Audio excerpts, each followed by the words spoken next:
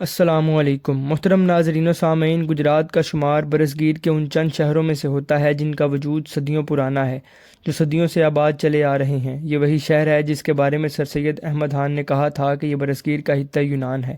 اس شہر نے بہت سے نامور لوگوں کو جنم دیا اور بہت سی نامور داستانیں اس شہر سے منسوب ہیں۔ اللہ تعالیٰ نے اس خطے کو ہر معاملے میں زرخیز رکھا ہے، ہوا وہ اس کی خوبصورتی ہو، اس کی جغرافیائی حیثیت ہو یا اس کی علمی حیثیت، نیز ہر معاملے میں یہ شہر اپنی مثال آپ ہے۔ گجرات کی تاریخ کو اگر دیکھا جائے تو اس کے مقام و مرتبے کا اندازہ لگایا جا سکتا ہے۔ راجہ پورس اور راجہ دشرت کھوکھر جیسے عظیم حکمران جنگجو بھی اسی دھرتی کے سپوت تھے، جنہوں نے بہادری اور شجاعت کی داستانیں رقم کیں۔ جس بھی شعبہ ہے زندگی کو اٹھا کر دیکھا جائے گا، اس میں کہیں نہ کہیں گجرات کے باسی موجود ہوں گے۔ ہر طبقے میں ماہر لوگ دینے والا یہ شہر آج تک اپنے حقوق سے محروم ہے۔ آج کی اس ویڈیو میں ہم گجرات کو درپیش اس مسئلے کی بات کریں گے کہ جس کو حل ہوتے ہوئے 30 سال گزر گئے، لیکن اب تک وہ مکمل طور پر حل نہیں ہوا۔ ہم بات کر رہے ہیں گجرات ڈویژن کی بحالی کے بارے میں۔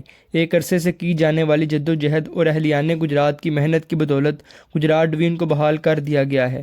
18 دسمبر 2024 کو گجرات ڈویژن کو دوبارہ بحال کرنے کا نوٹیفیکیشن جاری کر دیا گیا۔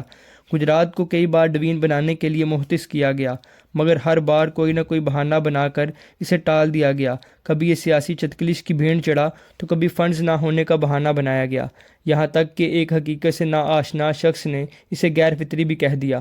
اس سب کے باوجود بھی آخرکار دوبارہ اسے بحال کر دیا گیا، لیکن اس کے انتظامی معاملات کو ابھی تک فعال نہیں کیا جا رہا۔ کاغذوں میں بحال کر دینے سے ڈویژنز بحال نہیں ہوا کرتی جب تک کہ ان کو انتظامی طور پر فعال نہ کیا جائے۔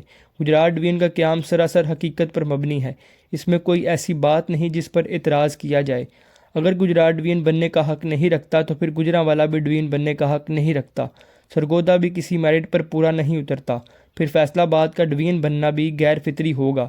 ہمارا صرف اور صرف اتنا مطالبہ ہے کہ پہلے کی طرح صرف کاغذوں میں گجرات ڈویژن کو بحال نہ کیا جائے، بلکہ انتظامی طور پر اسے فعال کیا جائے، کمشنر اور آر پی او کو تعینات کیا جائے اور گجرات کی ترقی میں کوئی رکاوٹ نہ کھڑی کی جائے۔ کسی شہر کی ترقی حقیقت میں اس کے ملک کی ترقی ہوتی ہے، لہٰذا ہم حکومت وقت سے مطالبہ کرتے ہیں کہ وہ ہمارے جذبات سے کھیلنے کی کوشش نہ کرے اور اس بار گجرات کو انتظامی طور پر فی الفور فعال کرے۔ اہلیان گجرات آپ کے بڑے مشکور ہوں گے۔